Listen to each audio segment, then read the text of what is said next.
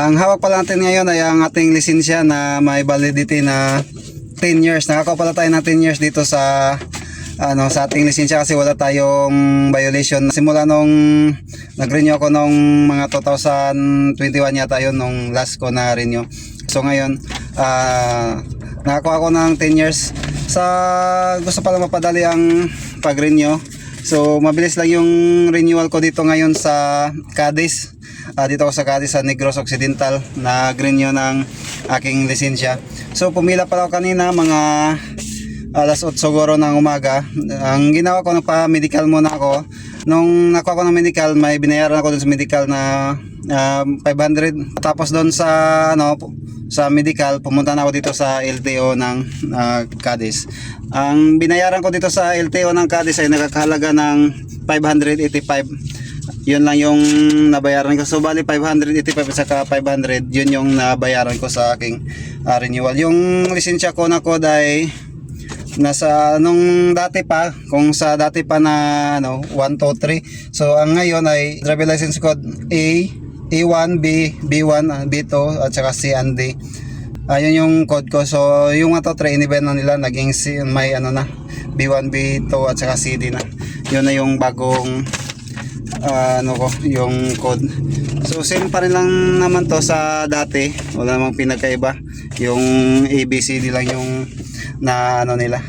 So sa gusto pa lang mag-renew, yun yung tips ko sa inyo dito sa Cadiz. Baka malapit na kayo dito sa Cadiz, ay pwede nyo tong isa sa mga choice. Marami namang dito sa Negros Occidental at sa Oriental. Mayroong sa Baez, sa San Carlos, at saka dito sa Bacolod yata mayroon, at saka dito sa Cadiz. So dito ako pinili ko sa Cadiz kasi dito ko malapit na dumaan ako dito sa Cadiz na LTO.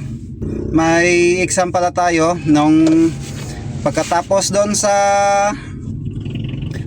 ko kumuha ng medical, pumasok na ako dito sa LTO, pumunta ako sa Windows 6, pinapunta ako sa Windows 6 at tapos pina-open yung portal sa akin.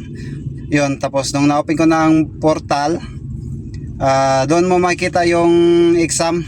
May exam pala pag renewal na ngayon, dati wala eh. Tapos pagkatapos ko mag-exam, pina-print ko, tapos pinasa ko sa window 1 at saka last nagantay ako, pinaupo muna ako ng mga ilang oras.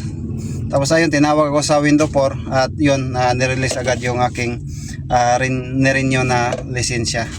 So ayun lang, sa mga karagdagang tips, wala namang ibang hiningi sa akin. Yun lang yung ID ko na yung ID na luma. Yun lang yung hiningi na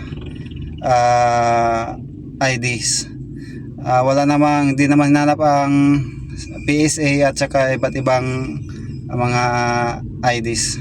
Mga nagtatanong pala ng address, dito yan makikita yung address ng LTO dito sa sa Cadiz. Pwede man siya i-search sa Google Maps at saka ipapakita ko sa inyo yung view. Ang daanan dyan, yan yung galing sa sa Bacolod. Ito yung parang intersection na yung Y ang forma. Yun, makikita mo yung doon, yung City Mall. Yan, City Mall yan dyan. Tapos yung katapat niya, Petrogas. At dito siya sa bumandang kaliwa. Pag galing ka ng Bacolod, yan yung galing Bacolod, ay dito siya banda sa may kaliwa, sa may Agustillo Boulevard. Ayan, may makita ka ditong may kantin. Sa harap lang siya, dito lang siya banda mismo. Ayan, dito lang siya mismo. Ayan. Madali lang siya hanapin kasi searchable naman to sa Google Maps.